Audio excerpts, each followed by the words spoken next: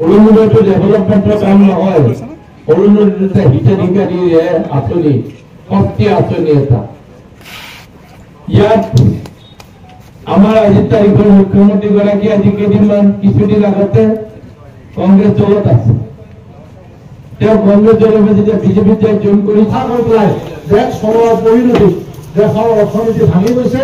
আজি 1062 কোটি টকা ধাৰৰ ঋণৰ বোজা লৈ নৰেন্দ্ৰ মোদীয়ে দেশ চলাই আছে।